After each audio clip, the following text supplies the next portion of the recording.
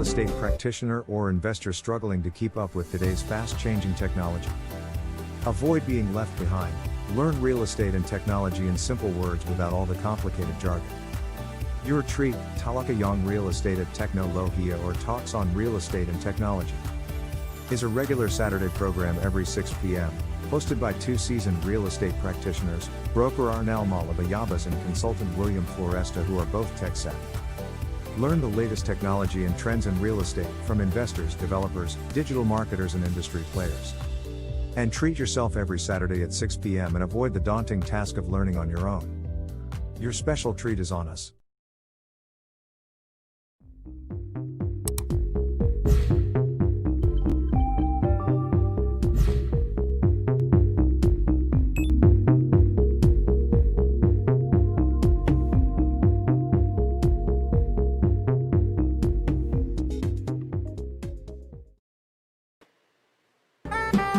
Good morning, real estate.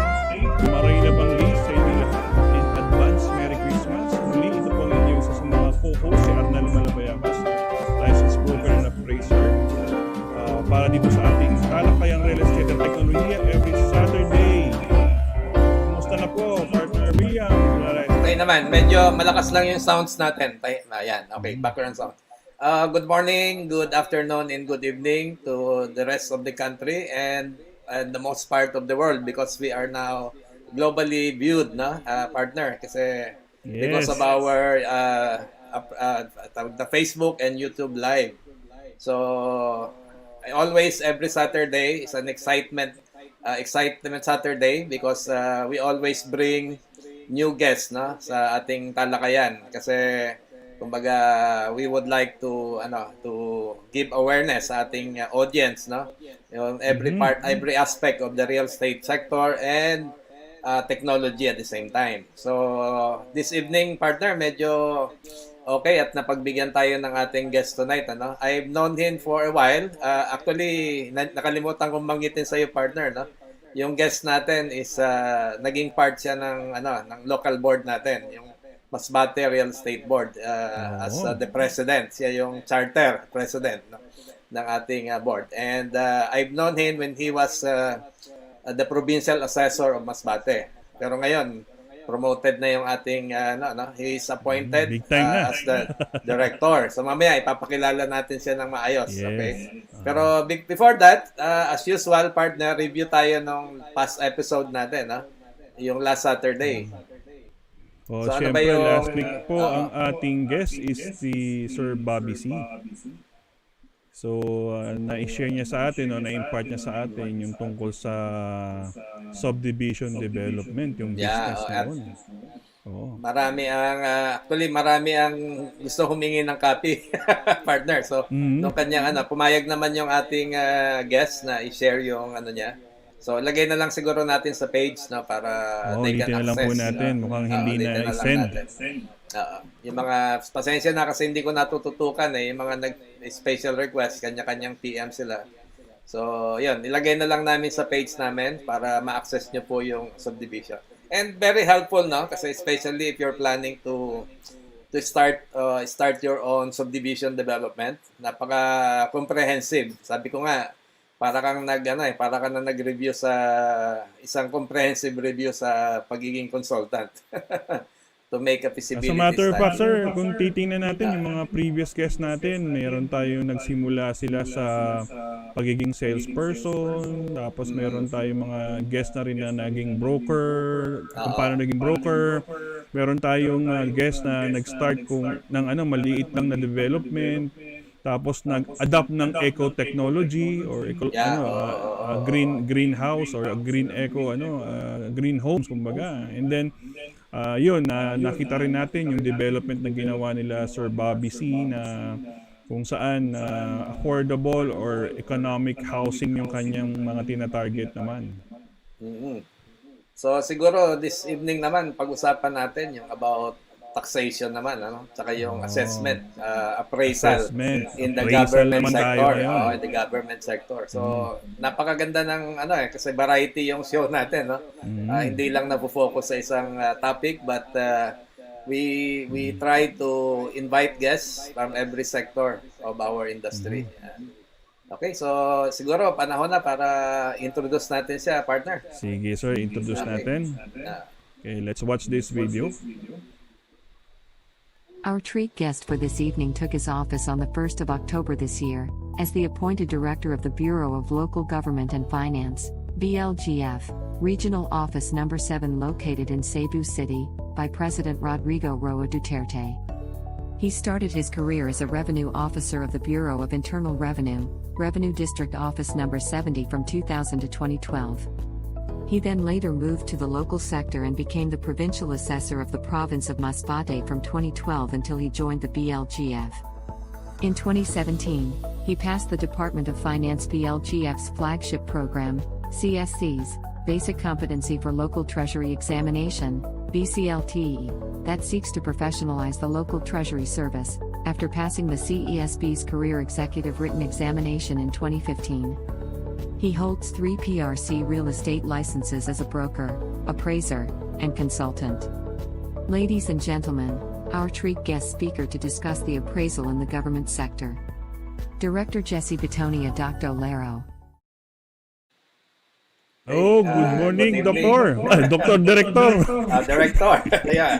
Medyo nakakalito ng tawag sa kanya, no? Kasi dati I usually call him Consultant Joy Joy, na yung kasi sa Bisaya Arnel, partner. Ano kasi madalas inuulit yung nickname, no? So si Jesse actually is fondly called by his peers as Joy Joy. Yan. Yan. At siya po ay may may course siya as JD ba o LLB. So graduate ito ng Bachelor of Laws, no? So maganda yung profile talaga ng ating ating guest speaker tonight. So kumusta ka naman, Director? Director. Magandang good morning to gorgeous and handsome host of this treat. Talagang treat na treat para sa ating mga real estate practitioners. Yes. With Sir Arnel. And of course, my mentor. I call him the president, the always president of Parent. Because he has been my mentor. When we chartered our local chapter in Masbate.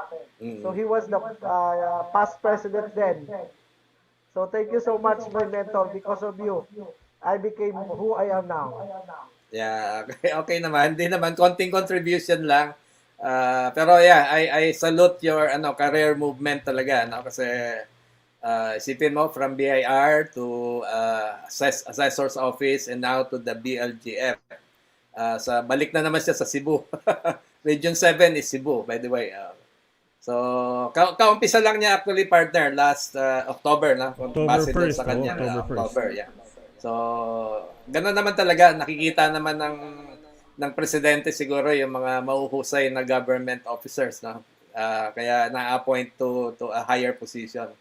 So siguro this evening, Director Joy, siguro you can share about yung appraisal in the government sector, no? So ang pagkakaintindi ko, you have prepared something for us.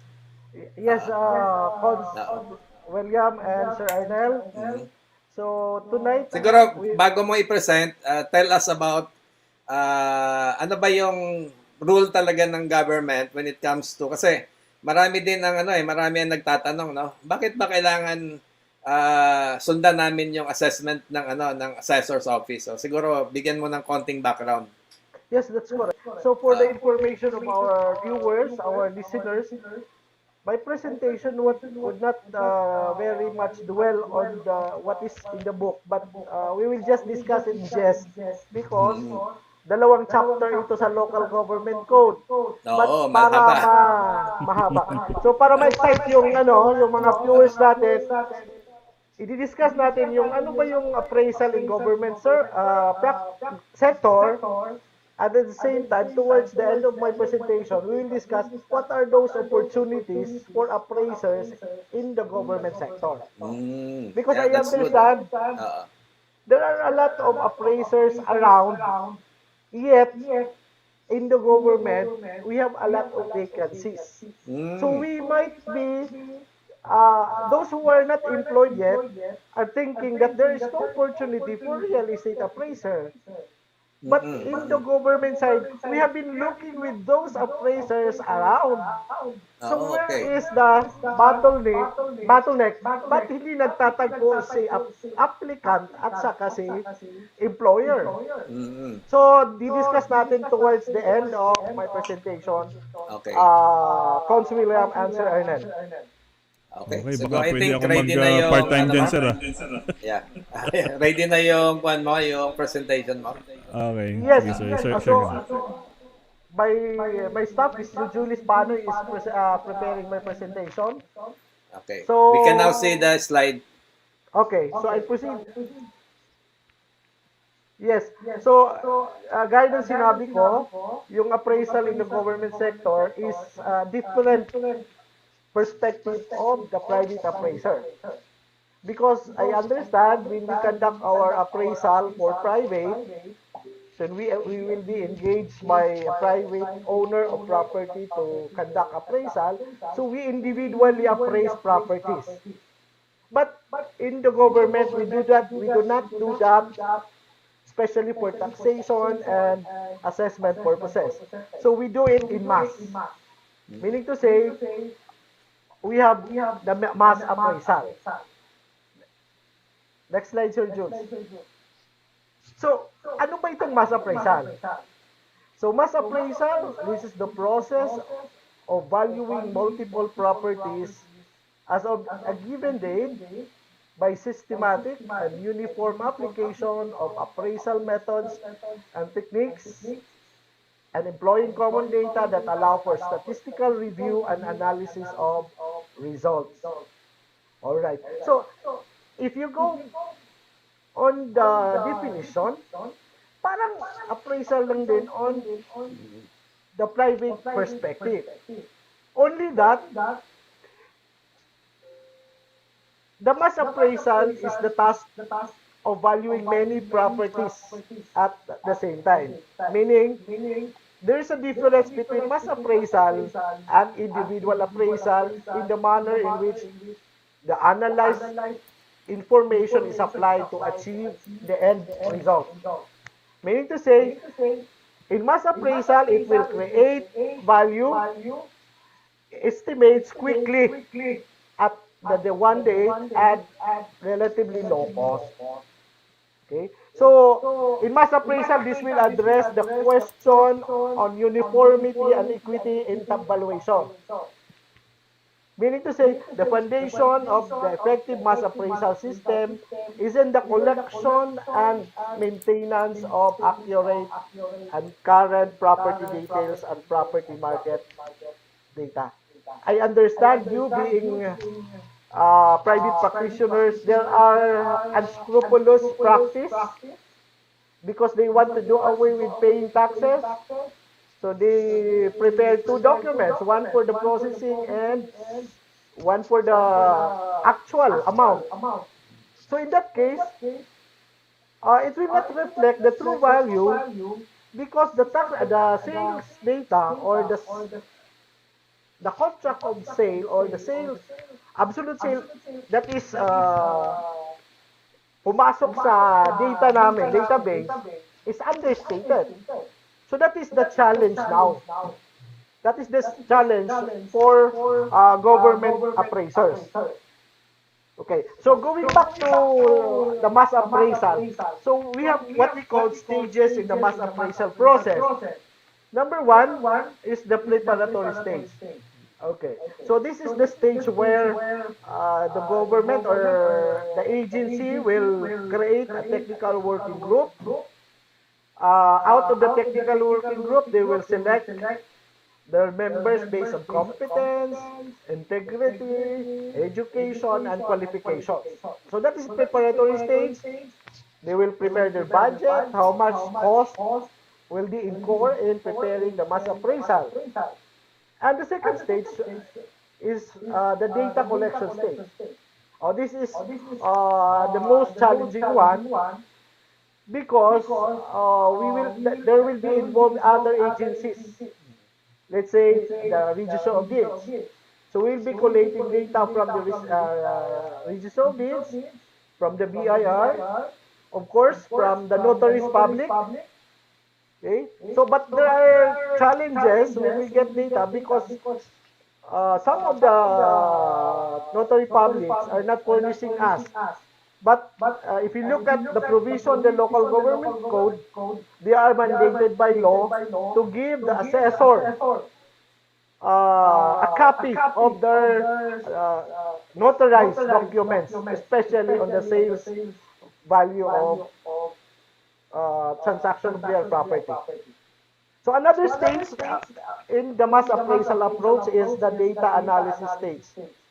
So after collating all the sales value from the other agencies, the technical working group now is ready to analyze the result or the data. So that's the time they will come up with a tentative schedule of market value. And of course, the last stage which is the testing of the SMB stage. So this is where the technical working group will be testing the amount that we have come up based on the sales analysis they have. So it's either it's too high or it's too low. And then they have to calibrate what they have been analyzing. So meaning, pwedeng tingnan nila, ba't masyadong mataas yung value? Or perhaps there was a transaction that is not arm's length. Or maybe a subsidiary company sold the property to the mother company for a higher price. So in that note, kailangan i-strike out yung analysis on that particular transaction because it will not reflect the true value in the market. Another example that the value is too low when a mother is selling a property to his son or a daughter at a lower price. So that will not represent a true value in that case. Perhaps there are a lot of practitioners who are questioning ano ba yung basihan ng mga assessors sa mga ginagawa nila. Some of them are doing it under the table or table work. But for everyone knows, meron po kaming basihan. And that is the Local Government Code or the Republic Act 7160. Sinabi doon under Section 219. Sabi doon, the provincial, city, or municipal assessor shall undertake a general revision of real property assessments within 2 years after the effectivity of this code and every 3 years thereafter. So meaning to say, yung revision cycle, yung revision cycle ng mga assessor is every 3 years. So please take note na hindi yung tax declaration mo is palaging nagbabago yung number niya every revision because there might be addition or reduction of the assessment roll of the assessor. So ano ba yung preparation of SAB by local assessor? Okay? So before any general revision of property assessment is made pursuant to the provision of the Title 2 of Book 3, there shall be prepared schedule of fair market values by the provincial, city, or municipal assessors of the municipalities within Metro Manila for the different classes of real property situated in respective LGUs for enactment by ordinance by the Sangguniang concerned. So I would just like to emphasize this. In property taxation, there are two stages. Okay? So, valuation stage and taxation stage. When you say valuation stage, it is where the appraisal come in. Okay? When the appraisers, when the assessors formulate their schedule of fair market value, they are exercising the valuation function. Okay? However, when after formulating the schedule of market value and it is now submitted to the sangguniang concern for enactment of our ordinance, where an assessment level is applied to a certain amount, a certain percentage to the market value, that's taxation side. And it is not anymore under the hand of the assessor, but it's on the mercy of the sanggunian. All right? So two stages, the valuation side and the taxation side. That valuation side is done by real estate practitioners who are assessors, while the taxation side, it is the job of the sanggunian. All right? The SEB, together with the abstract of the data of which it is based, shall be submitted. Okay. Baka tanong nila, ano ba yung role? Ano ba yung role ni BLGF towards the formulation of schedule of market values? O ito yon. The SMB, together with the abstract of the data on which it is based, shall be submitted to the BLGF regional offices concerned for review and determine whether or not it conforms with the provisions of the local government code and the local assessment regulations issued by the DOF, not later than the 30th day of September of the first year of the general revision calendar, prior to submission to the sangguniang concern, not later than October 30 of the same year for enactment of an ordinance. So that's the role of the DOF, BLGF. So meaning to say, the BLGF also needs personnel or appraisers because they will be reviewing the work of the assessor. Diba? Alright. So, ano ba yung SMB? Okay, the schedule of market value. This provides the matrix and other parameters used in the appraisal and assessment of real properties for taxation purposes. Okay, this contains list of locations, mostly roads and streets, setting out the unit-based market value and its classification. Okay, there we also set adjustment factors like corner influence, the frontage, the depth, location or proximity factors as basis to calculate individual land values efficiently. Okay, so the SMB also includes the schedule of base unit construction cost for buildings and other improvements. Likewise, it includes development of depreciation table, okay, adaptable to the locality. Okay. All right. So, the SMB now, basis for appraisal for taxation purposes. Okay? The appraisal of real property shall be based on the latest schedule of fair market values prepared by the provincial, city, or municipal assessor within Metro Manila. Do not be confused about this provision. Municipal assessor within Metro Manila. So ano lang yung municipality in Metro Manila is it's only Pateros. Wala nang iba. So meaning to say, the SMB shall be prepared by provincial assessor, city assessor, and the municipal assessor of Pateros. Okay? So municipal assessors other than Pateros are not the one preparing the schedule of market values. Okay? And again, okay, there should be embodied by an ordinance passed by the sanggunian concerned. Okay?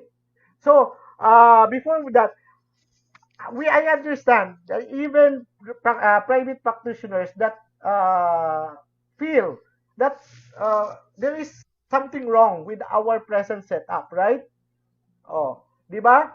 So, we in the government sector, sabi namin, parang may mali. Bakit may mga assessor na mataas yung values nila while other assessors has higher value. Bakit may assessor na regular yung updating ng schedule of market value, while assessor, yung ibang assessor, wala, hindi nag-update since kupong-kupong pa yung updating nila. So ano yung measure? Walang measure yung government. Even the assessor, even the BLGF is toothless regarding that problem. That is why our Secretary of Finance, Secretary Dominguez, with our very result-oriented Executive Director of the Bureau of Local Government Finance, is really keen in pushing the approval of the Package 3 of the Comprehensive and Reform Act. So, on that reform, we call that reform as real property valuation reform. Okay? So, we'll discuss later towards the end what was the wrong of the current system and why we need to for reform and what policy is needed and ano ba yung benefits natin. Okay? Okay. So, ito yung mga problems. Number 1, 23 national government agencies are requiring valuations. 23 national agencies including Department of Finance, Bangko Sentral ng Pilipinas, DENR, DPWH, and a lot more. Imagine. So, all these 23 national government agencies have different views, have different values. Diba? Likewise, we also have 1,715 local government units who has also valuation functions. So, meaning to say, lahat-lahat na lang gumagawa ng valuation. So, kaya resulting to misunderstanding. So, hindi magkasundo. Pag may project yung gobyerno, hindi magkasundo si property owner at saka si gobyerno. Magkano yung ibabayad kay property owner? Another reasons, okay, that we need reform for this part is each agency is using own system and methodologies. Okay, there is a wide disparities between the schedule of zonal values, the schedule of market values, and take note, the private appraisers value. Diba? Nag-aaway-away ngayon yung value ni zonal value. Nag-aaway ngayon yung value ni assessor's value and the appraiser's value. So, minsan, si appraisers yung pinakataas na value. Diba? Another reason that we need valuation reforms is that varying values for the same piece of property. Imagine, isang property lang, tapos may ibang value si BIR, si assessor, tapos si private appraiser. Okay? How can we get confidence of our real estate developer, investors, on our valuation system if that is our present setup? Alright? That is why we need for reforms. Okay? And because of that, problems or intricacies that we have been experiencing, there have been low intake and undermines revenue generation. In fact, for fiscal year 2014 to 2018, 29% of real property tax compared to local sources. So meaning to say, sa 100% budgetary requirement for LGUs, 29% lang yung coming from collection of real property tax. So, compare our RPT collection to gross domestic product is only 0.37%. Okay? Let's compare also the RPT collection efficiency. So, if we average all LGUs, it's 71%. So, meaning to say, sa lahat ng collectible ng treasury, okay, only 71% has been collected. So, meaning to say, 29% of that has been delinquent. Okay? What cities has higher collection efficiency by 73%. Okay? But provinces and municipalities is lower by 68%. Okay? And good to know that in Metro Manila or the NCR has highest RPT collection efficiency by 87%.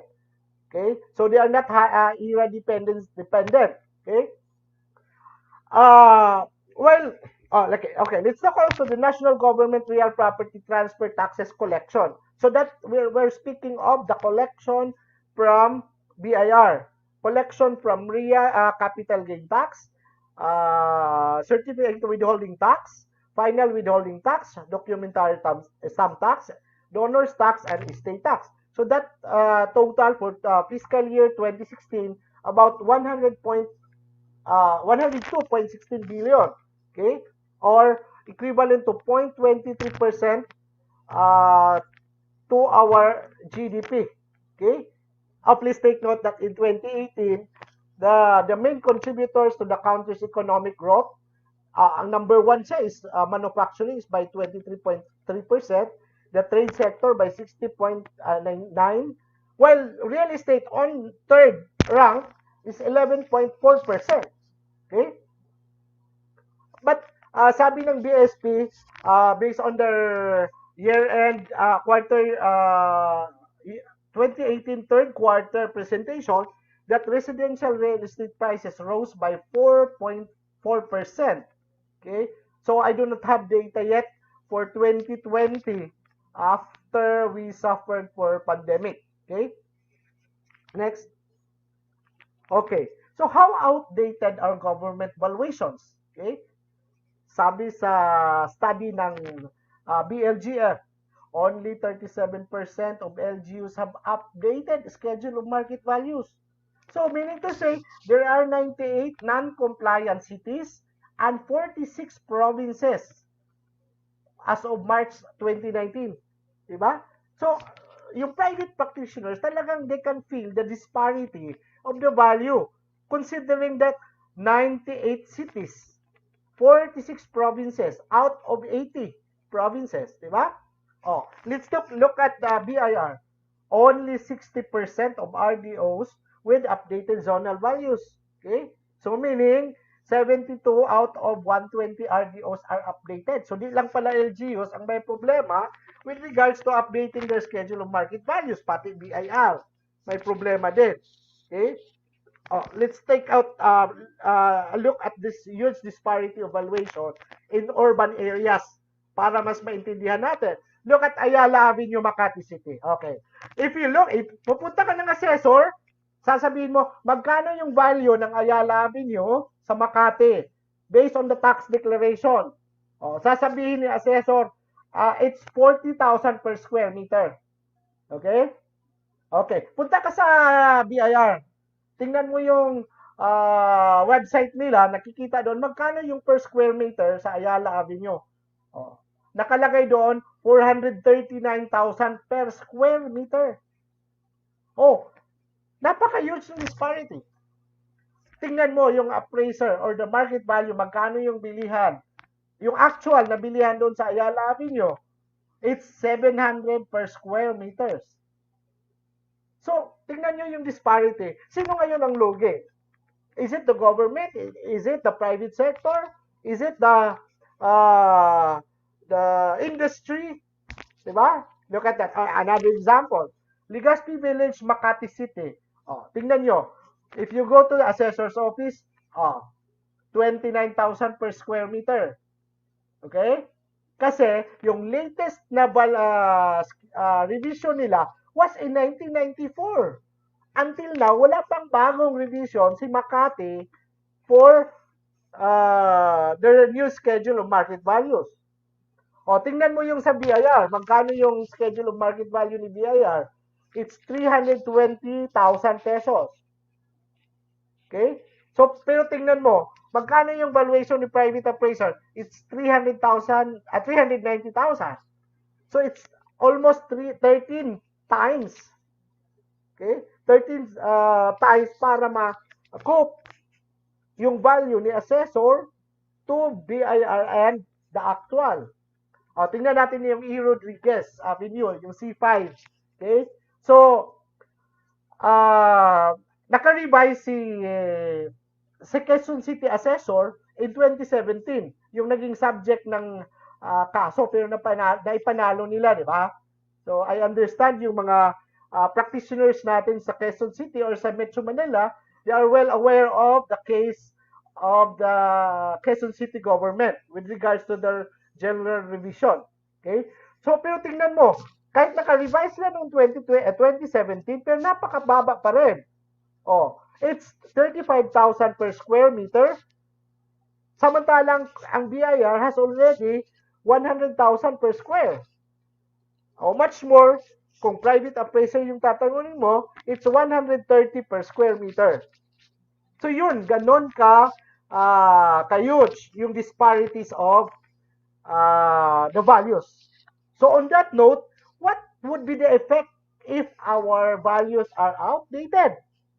Number one, there will be unrealized revenues and socio-economic benefits from delayed projects. Okay? Number two, there will arise conflicting land values result in a right-of-way compensation problem. Imagine, kung ikaw may property na dadaanan ni DPWH for a road construction, tapos babayaran ka lang based on the schedule of market value of the assessor, samantalang yung value ni private appraiser, ganun kalaka, talagang mag-aaway sila. Di ba? They will not agree. So it will result to a case battle. And it will took years, decades para ma-resolve yung issue. So meaning to say, yung project matitingga. Kaya galit na galit yung mata. Ba't hindi natapos yung project ng DPWH? Kasi yun na nga, may issue pa on the right-of-way compensation. Oh. Hindi ibig sabihin, hindi tayo tapos kasi walang budget. May budget, unfortunately, hindi pwedeng galawin kasi hindi pa nabayaran yung property owners. Okay, that's number 3. The lengthy court litigations arising from valuation disputes. Okay, so the result of that, projects are delayed. Anong mangyari pag delayed yung project? It will cost overruns. There will be cost overruns. So anong ibig sabihin? Kung ang budget for the road was made in 2010, pero di na-resolve yung right-of-way issue, 2020 na, after the lapse of 10 years, so ano pang mabibili mo sa 100 pesos mo noong 2010 sa ngayong 2020. So definitely, kung ang project was a 1 kilometer, siguro kung i-implement na, 100 meters na lang. So that is really a big problem that we need to correct. Okay? So, why are values for government purposes outdated? Ito na yon. Okay? Ito na yung findings namin ng BLGF. Okay? No sanction for non-compliance in the regular updating of the schedule of market values and the BIR zonal values. Wala namang sanction eh. Kung ako ang assessor, I will prepare schedule of market values. Ayaw tanggapin ni sangguniang bayan or sangguniang panlalawigan kasi mag-election period. Because determining factor yan, di ba? In politics, kailangan you will tawag nito, meron silang 15, may strategy yan eh. Pag mag-election period, dapat walang mga tax initiative, walang tax imposition na bago. Alright. Another reason is that LGUs fail to update and revise the schedule of market value as basis for real property taxation despite statutory requirement. Okay? Parang unpopular, the fear of political backlash, technical capacity, cost of revaluation, and etc. Okay? Another reason is that there is an absence of effective national framework for exchange of data on property sales and transactions database to support valuation work. Next. What are policy reforms needed? Okay. Number 1, adopt international standards and rationalize the processes. So in fact, the BLGF, through the leadership of our executive director, Nino Albina, so is now on the second edition of our Philippine valuation standards. Okay? And second, establish single valuation base for taxation, benchmark for other purposes. Okay? Ito yung sinasabi ko, no, valuation, single-based valuation. Okay. Number 3, insulate valuation from undue politicization, which LGU shall continue to regulate tax rates and assessment levels. Okay. There should be support for LGUs in fulfilling their functions while improving the oversight function of the national government. Okay. And of course, establish comprehensive database to support valuation function. Okay. We have also to consider other tax-related reforms. What are the benefits of the reforms? Number 1, there will be single valuation base, and then we will have uniform standards, then comprehensive database. As a result, there will be increased revenues, and it would improve local autonomy. Okay, and then it will yield to higher investor confidence.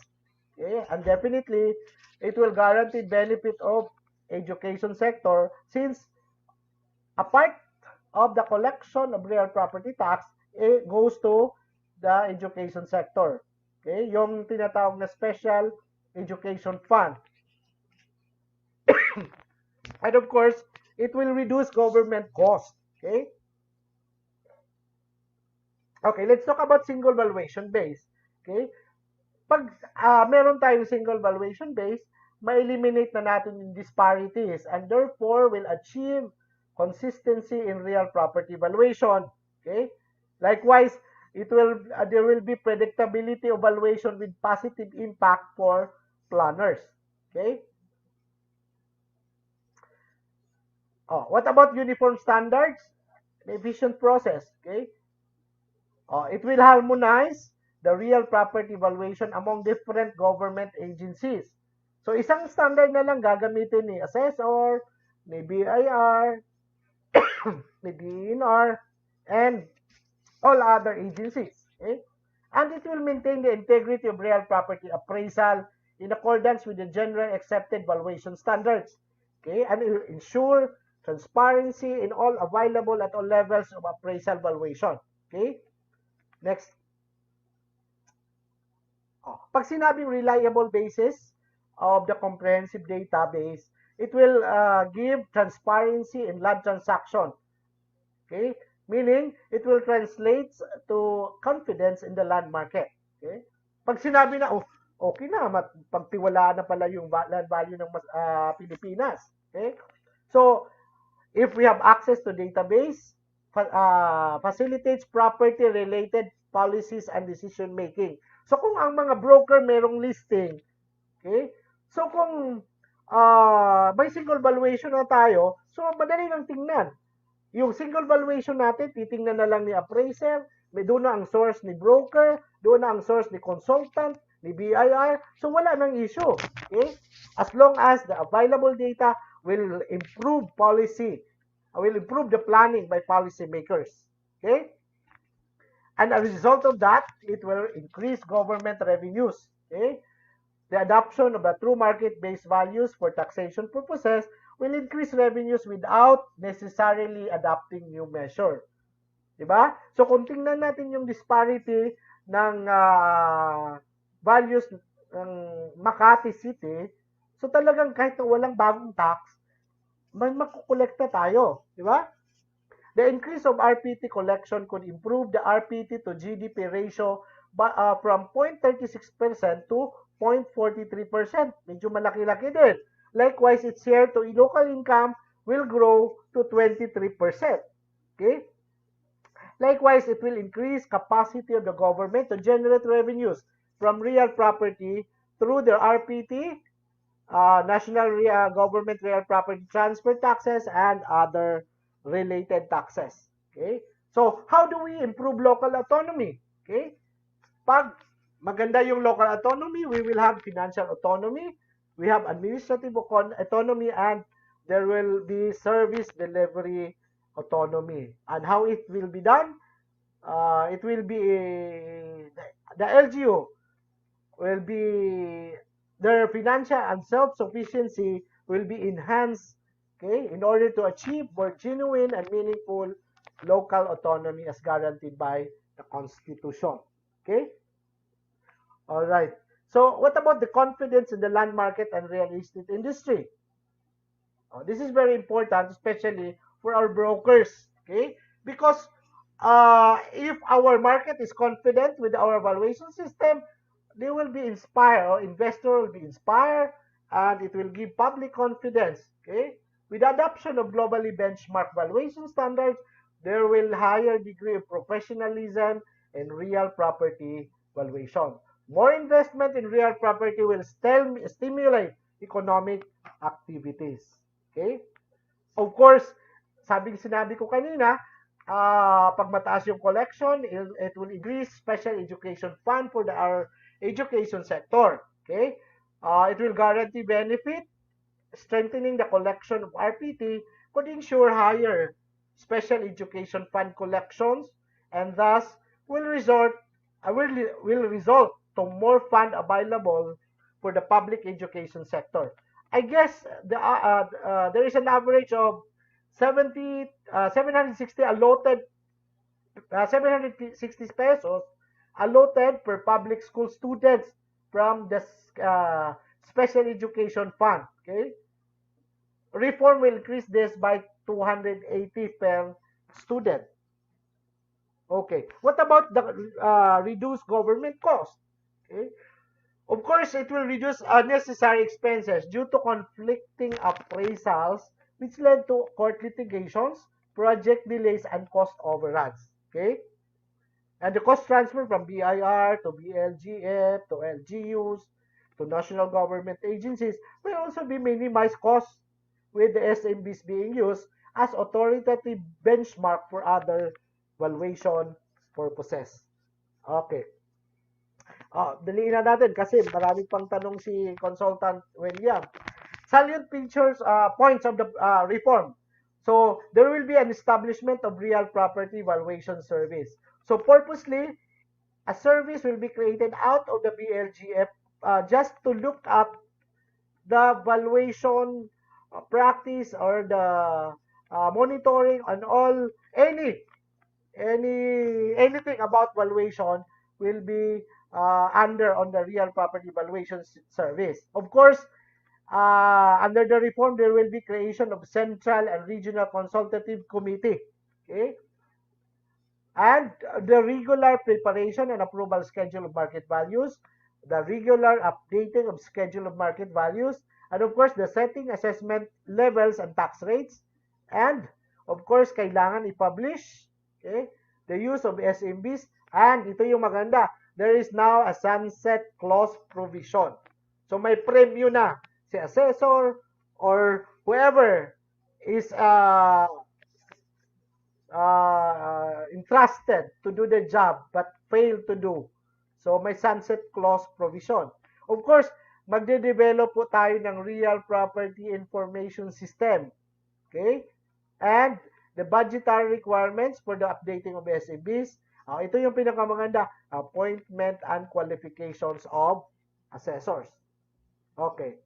So, that is our reforms now. So, I would like to inform everybody that although this is part of the package 3 of the comprehensive tax reform pushed by our president, and of course, supported by the Secretary of Finance and our Executive Director, Nino Albina. So, pumasa na po tayo. Meron na po tayong version sa Congress, and we are now waiting for version in the Senate. So hopefully within this year or next year, our valuation reform act will now be passed and approved by the President. All right. So going back to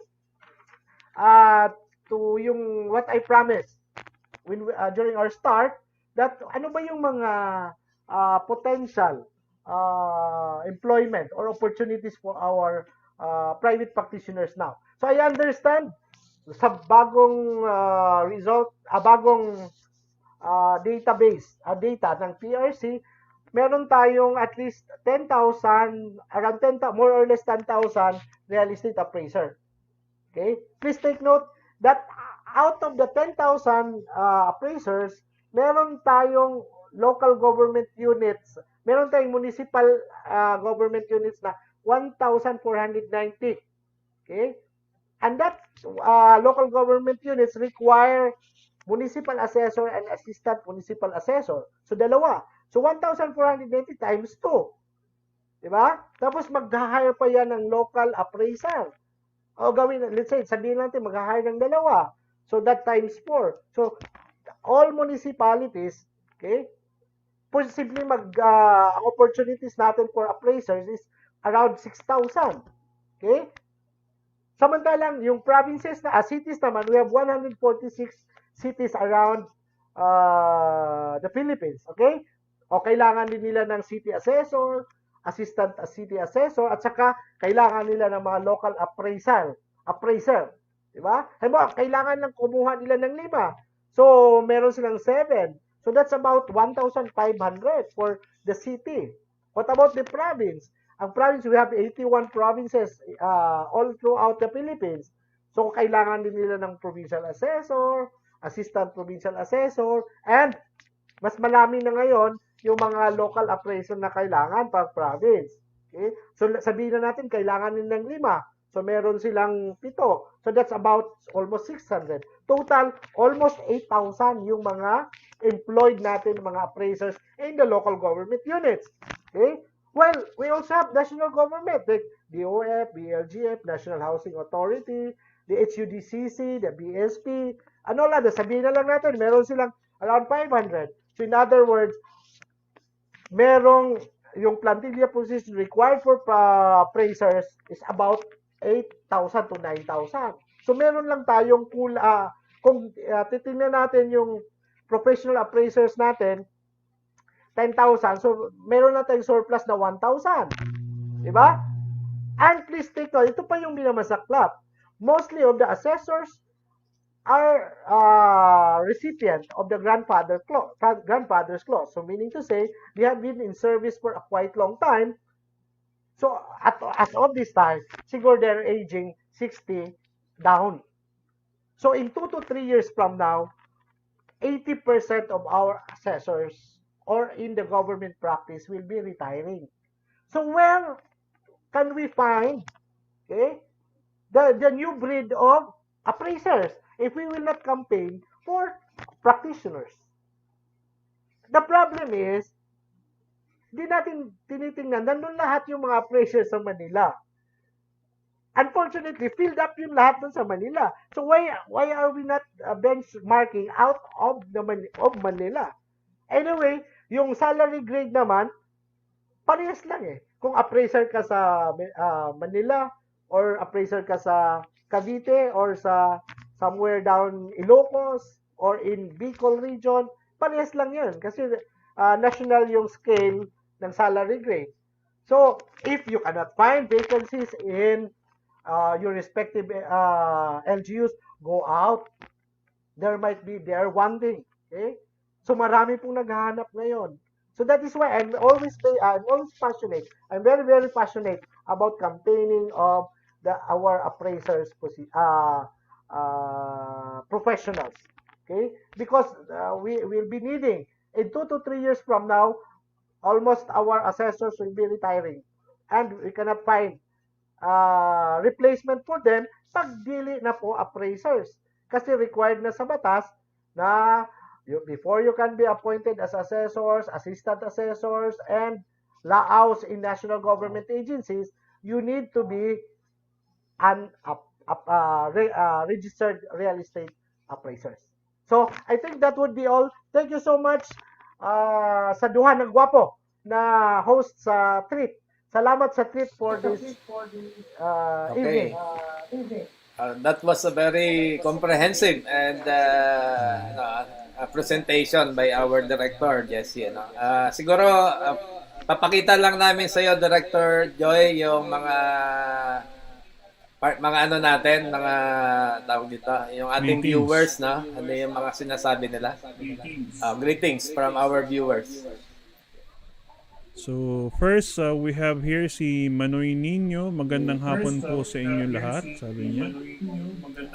Si Cons Al. Yan, Merry Christmas, Katrit. Si Cons Al. Si Carlos Noynay, good morning everyone. Nagiging regular na sila, no? Yes. Si Misusi Kadag ng SPI, good evening po. And isa sa mga regulars natin, si Ma'am Edna Tumala. And si Arlene Aliwalas, good morning po, Sir Arnel and Sir William. And si Edmond Rosian Nakatubi, good morning Sir Arnel, Sir William, and to our guest Director Jessie, enjoy watching your show from Dumaguete City. Yan. So from Dumaguete, And no? also, and si Teresa Salazar, yan, ginigreet din po tayong tatlo. And welcome Sir Jessie, sabi ni Miss Arlene. Okay. And si Miss Mary Ann Gonzales, pasensya na po, nag-echo. Yung kanina yata yung nag-echo. Opo. Okay, good evening in regards po, Sir Joy from Municipal Assessors of Mandaon, Masbate. Yan. May nanonood ka, sir, na assessor. Masbate. Mandaon. Si Miss Ellen Geronimo. Ayan, echo daw. Talagang gusto nilang mapakinggan mabuti kasi yung sinasabi ni Director Joy. Okay. Marifel Flores Dumayak is watching also. Si Henry Arenilio Urbano watching from Macdo. San Fernando, the biggest Macdo after tripping pa daw, ha. Biruin niyo yan, sir, after tripping. hindi pa nakaka-uwi. Hindi niya nakakalimutan mag-aya. And si Ma'am Binya Lapos, good PM to all. And also si Andrew Perez Jr., good PM. And si Sir Edgar Pabelan Avila, good morning din daw po sa atin lahat. And especially kay Director Doctolero. Okay, si Rexy Bernal, seryoso si Cons William sa pakikinig.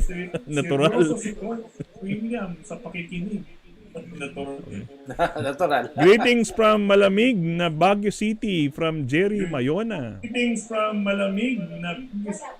From Baguio City. Yeah. Thank you so much. I am more than in a classroom. Totoo po yan. I think there's and si we encourage our viewers not to ask questions sa comments. Okay. Al Fajardo, congrats sir for the very insightful Ako naman talk. yata ang nag-echo. Yung mic mo ata sir, pag naka-off yung mic mo Sir William, partner, mawala echo. Merong questions kay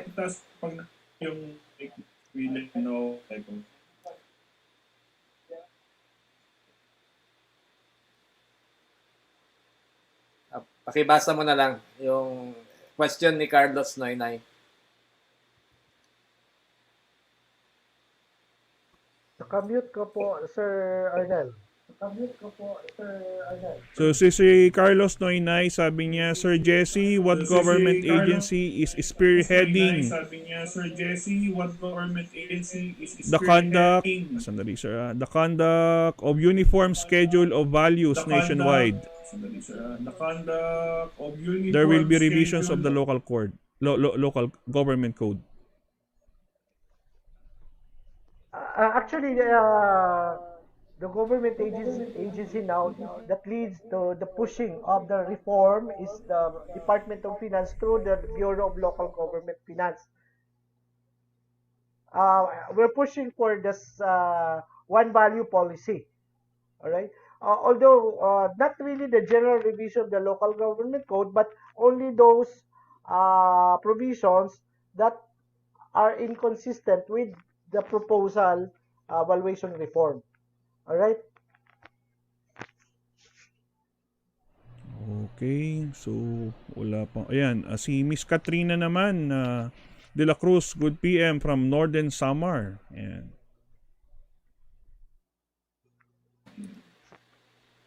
By the way, mga gwapong host, pwede mag-promote, mag-invite.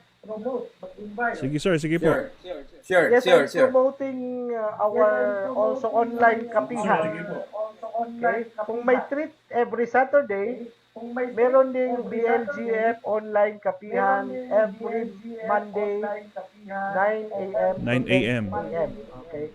So, lahat ng mga assessors, ng mga treasurers concerned will be addressed on our online platform. Kasi medyo nahirapan kami for a meet-up face-to-face. And we understand that our treasurers and assessors need to address whatever concerns of their taxpayers right away. So that is why we come up with that platform inspired by these three platforms. So thank you. Thank you to the two gentlemen na mga gwapo. So we were inspired by your treat every Saturday. So in BLGF 7, we also have online kapihan every Monday. Thank you. Yan. So naka-flash po kanina pa yan habang nagsasalita si Director. Okay. Yan, online kapihan sa BLG 7. I-consulta kay Attorney Tanyeka every Monday 9 a.m. So kanina pa yan Director naka-flash habang nagsasalita ka. Okay. Kaya mapapakita nila. Yan. Okay, wala na ba akong wala nang echo? Okay, may question Director Joy, kasi some our private appraisers have this fear of yung they may lose their opportunity kung hindi sila makapasok sa government agency, they may lose their opportunity in the performance of appraisal kasi uniform na, di ba? Kung ma-implement yung valuation reform.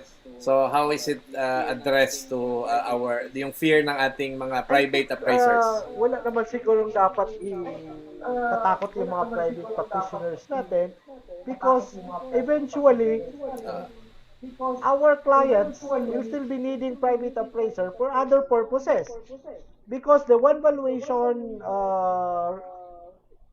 base will be usually used in terms of mandatory acquisition, let's say right of way.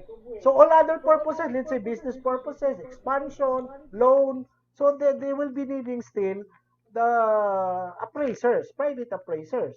And perhaps private appraisers also needs to improve themselves because yung category lang na hinahandle ng is more on land building. So they have to divest to other, let's say, business interest, ano pa ba yung hazardous substance. So all other things that need to be appraised. Okay? So not just focus on one item that has been taken up by the government appraisers. That would fall yung complex appraisal on different items like yung mga kasi nagulat talaga ako sa Thailand when we were there including yung na-appraise nila yung mga street lamps, yung post including yung yung tunnel, yung tunnel ng dinadaanan ng oil. So part of their appraisal and even yung dump sites. So part of the appraisal ng Thailand. Okay. So tama ka Director Joy. So dapat talaga medyo mag-upgrade din yung private appraisers natin if they cannot find a job sa ating government sector. Pero siguro manawagan tayo sa ating mga appraisers because tama kayo, there are 10,000 plus na registered appraiser all over the Philippines and the government is needing ilan po yan Director Joy? Mga ilang almost 8,000 appraisers. Ilan? Almost 8,000.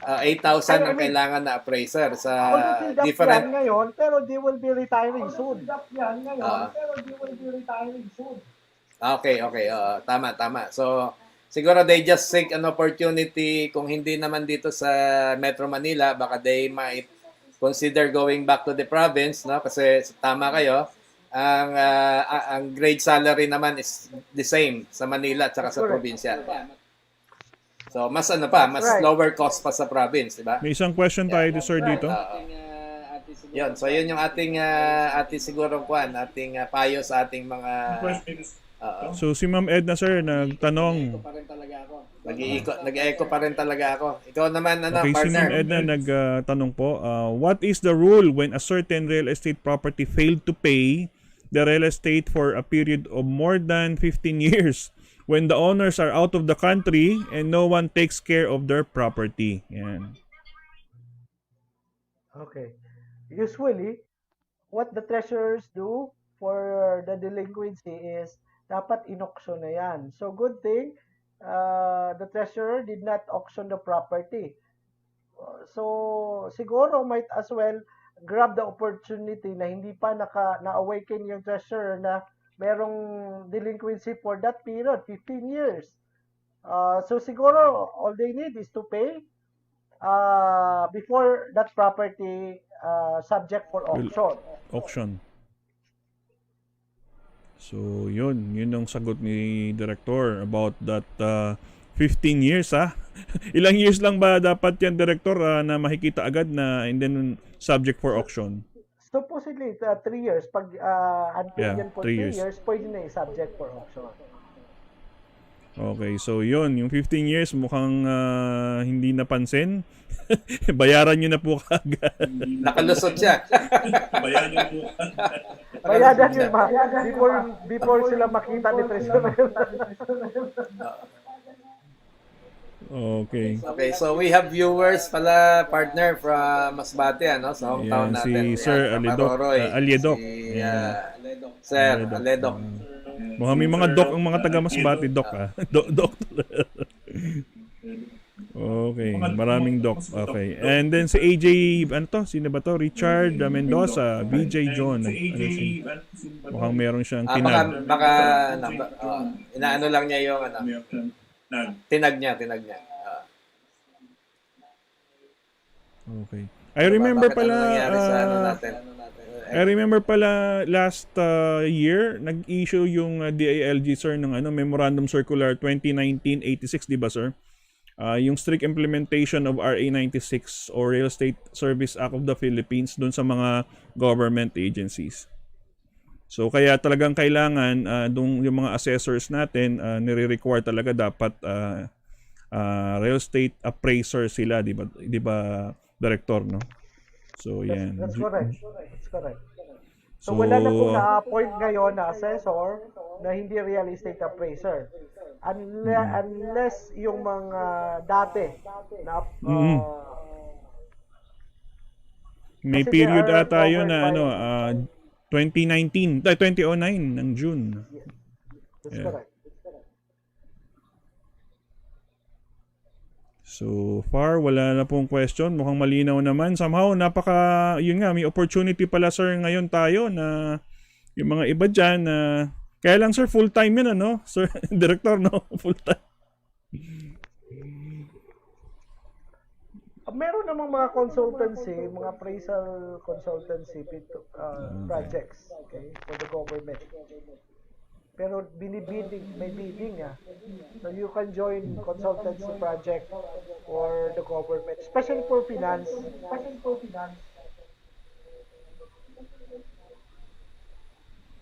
Pero yung project na tayong tatlo nag-e-echo, Pero yung project pag sir, napapansin ko pag naka-open yung mic mo sir, Sir William. Pag naka-open yung mic mo sir,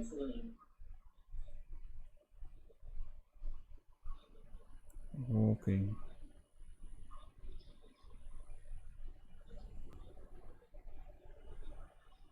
So, I think we are it's about time. Kung wala nang questions from our ikaw partner, baka you might have questions doon sa presentation ni Director.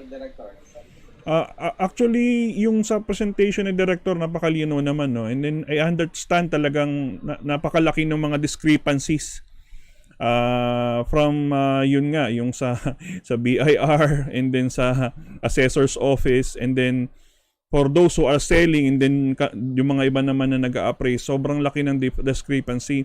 And then, yung having a parang some sort of portal wherein you will be able to get all those information. Malaking tulong po yun. Especially nga kung halimbawa may mga investors tayo kasi for them to halimbawa invest in a project in a particular area, so meron na silang pwedeng makitang mga information na readily available, and then hindi na kailangan na parang merong comparison pang gagawin yung yung magi-evaluate nung property o ng project na kanilang kailangang i-invest, no.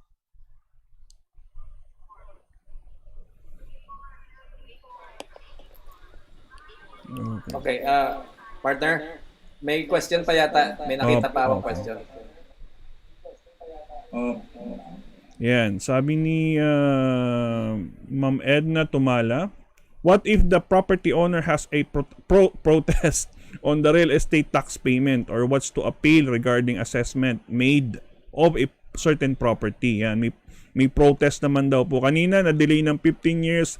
Ito, nagpo-protesta naman siya dun sa real estate tax payment. Alright. Sa dalawa kasi yung protest. If we speak of protest in the assessment, so that would fall under that protest on the assessment made by the assessor. So once the assessor made an assessment to your property, okay, within 60 days, you have the right to appeal on the assessment of the assessor. But once you fail to protest the assessment of the assessor within 60 days, so that the assessment of the assessor becomes final. And if you still want to protest the assessment, you need to pay first. Sabi nga nila, pay before protest, pay before complain. So meaning to say, you are now protesting on your payment, not on the assessment, because the law requires you to pay first. Sabi, comply first, okay? And now you will file your protest to the local board of assessment appeals. Pero that is already an appeal on the payment that you have made on the assessment. Okay?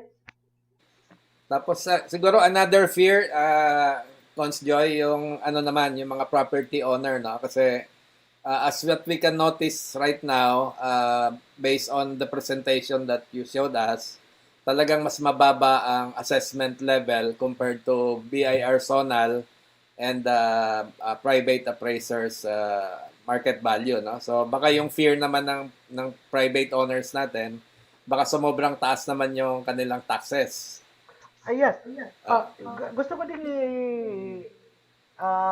emphasize na yung Valuation Reform Act will not only ensure of higher tax, okay, but it will balance off, okay.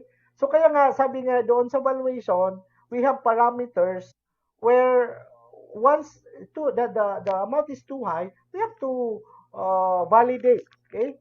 There is validation stage. Okay? If the basis of that computation is not really an arm's length transaction, then we have to take out that database or that data in order to come up with a more reliable and acceptable result of the schedule of market value. Tama naman yan. That will balance off in the near future, no? Kasi sa umpisa lang yung medyo apprehensive tayo, pero as I can see also based on economic terminology, that will balance off in the near future, no? So tama naman 'yan. Okay. With regards to kanina pala, I was amazed lang na ang one of the basis nyo pala ng comparison is yung the only remaining municipality in Metro Manila, which is Pateros. How is that so? Kasi yung iba, puro city na, no? So in Pateros, they are the one preparing the schedule of market values, not anymore reliant to other neighboring cities. Whereas in Cavite, so yung mga munisipyo, they are still under the provincial capital, a provincial assessor. So in Metro Manila, it's the one that formulated the schedule of market value is the municipal assessor of Pateros. Pero soon yata, Pateros is also aiming for cityhood. Yes, I think they are applying for the cityhood. Cityhood, Only yeah. that they lack requirements in terms of land area. Yeah, medyo maliit nga lang yung sakop nilang land area. So may mga humahabol pa na watching, no, from we have from BLGF from watching from Masbate City. Yan. Ito yung mga fans mo, si Barcelia Kidato. Yeah. Okay. So I hope this episode of ours can be by the way, Cons Joy, are you willing to share the presentation to our viewers? Yes, If they want to have a copy? Yeah. Siguro share May nakuha na akong copy, sir. Bali, ipi-PDF ko na lang siya para PDF na share lang. natin sa page. Yes. Tapos lagyan mo na lang ng yung not valid for lagyan mo na lang ng safety measures. Disclaimer. I think yung actually kanina yung sa lecture mo, Director, when you mention yung effect ng outdated value, yung conflicting land values result in right of way compensation problem. Medyo nafe-feel ko yung dito sa amin kasi Master William, merong widening ng kalsada, 'di ba, yung mula Novali Soledad ng Santa Rosa going to Tagaytay. So may mga properties doon na nakadikit sa kalsada. So I believe siguro sila kung halimbawa they were not properly evaluated doon sa pagbabayad nila ng property tax sila, mukhang magkakaroon sila ng problema sa compensation. Okay. Sayang wala si Maylin, no? Yung regular natin kasi I think may question siya about trying to widen yung property nila sa Zamboanga pero wala siya ngayon kaya hindi ko maitanong.